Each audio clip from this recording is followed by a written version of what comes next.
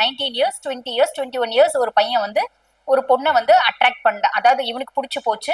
அந்த பொண்ணை இவன் எப்படி அட்ராக்ட் பண்ணுவான் அப்படின்னா, உங்க காலேஜ் போறது, ஸ்பீச்ல கலந்துக்கிறது, ஒரு ஏதாவது ஒரு முக்கியமான ஃபங்க்ஷன்னா முன்ன நின்று செய்யறது, இதை பண்ணாத அது பண்ணாதன்றது. பசங்க வந்து அதாவது தப்பு செஞ்சா இது செய்யக்கூடாது அது செய்யக்கூடாதுன்னு அவங்களுக்கு கட்டளை இடுறது.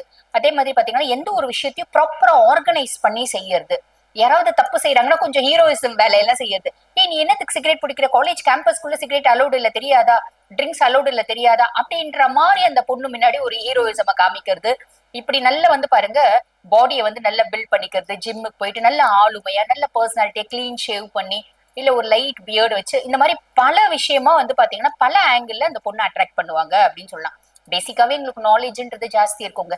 எல்லார விட ஒரு கிளாஸ்ல 70 ஆம்பளை பிள்ளைங்க இருக்காங்க, அந்த 70 ஆம்பளை பிள்ளைங்கள நான் தான் பெஸ்ட் அப்படின்ற மாதிரி இவங்க அந்த பொண்ணு கிட்ட தன்னை வந்து மேனிஃபெஸ்ட் பண்ணிப்பாங்க அப்படின்னு சொல்லலாம். நான் தான் பெஸ்ட், நான் தான் சூப்பர், என்ன தவிர யாருமே சூப்பர் இல்ல, ஐ எம் டாப் கிளாஸ் அப்படின்ற மாதிரி இவங்க மேனிஃபெஸ்ட் பண்ணுவாங்க. ஆப்வியஸ்லி ஹீரோயிசம்னா நிறைய காமிக்கிறது, தப்ப தட்டி கேட்கறது, எந்த ஒரு விஷயம்னாலும் முன்ன நின்று வழி நடத்துறது, கரெக்டா செய்யறது, இந்த மாதிரிலாம் பண்ணும்போது எந்த பொண்ணுக்கு பிடிக்காம போகும்? எல்லா பொண்ணுக்கும் பிடிக்கும். ஆப்வியஸ்லி அந்த பொண்ணு அட்ராக்ட் ஆயிடும். சோ அந்த பொண்ணை அட்ராக்ட் பண்ணிட்டாங்க.